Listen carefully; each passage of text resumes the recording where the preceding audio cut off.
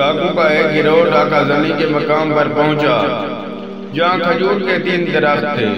ان 3 درخت میں سے ایک درخت خشک تھا اور 2 پھلدار تھے۔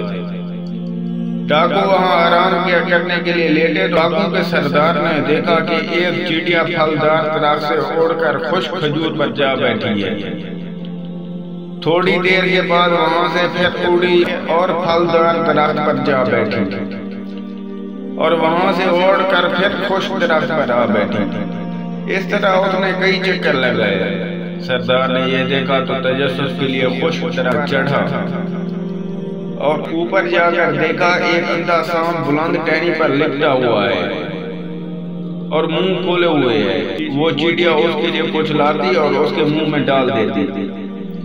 سردار نے یہ دیکھا تو متاثر ہوا اور وہیں کہنے لگا، الہی یہ ایک موذی جانور ہے جس کے رزق کے لیے تو نے ایک چیٹیا مقرر کر رکھی ہے۔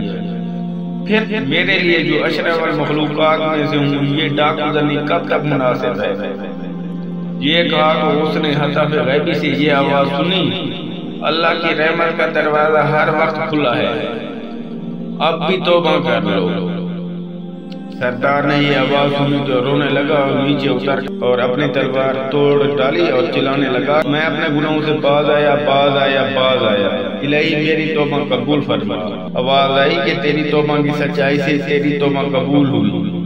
سردار کے ساتھیوں نے یہ ماجرا دیکھا تو دریافت کیا کہ بات کیا ہے۔ سردار نے سارا قصہ بیان کیا تو سب بھی رونے لگے اور کہنے لگے، ہم بھی اپنے اللہ تعالیٰ سے مصلحت کرتے ہیں۔ چنانچہ انہوں نے بھی سچے دل سے توبہ کی اور اللہ کے برگزیدہ بندوں میں شمار ہو گئے۔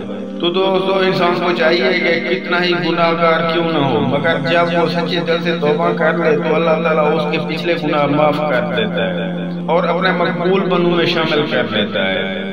لیکن انسان توبہ کی امید پر جان بوجھ کر گناہ کرتا رہے کہ کل توبہ کر لوں گا، آج گناہ کر لوں گا، تو یہ بڑی حماقت ہوتی ہے۔ اللہ تعالیٰ سے دعا ہے کہ وہ ہمیں پکی سچی توبہ کرنے کی توفیق عطا فرمائے، آمین۔ تو دوستو، امید کرتے ہیں آج کی ہماری یہ چھوٹی سی ویڈیو آپ کو پسند آئی ہوگی۔ اگر ویڈیو پسند آئی ہے تو اپنے دوست و احباب کے ساتھ ضرور شیئر کریں۔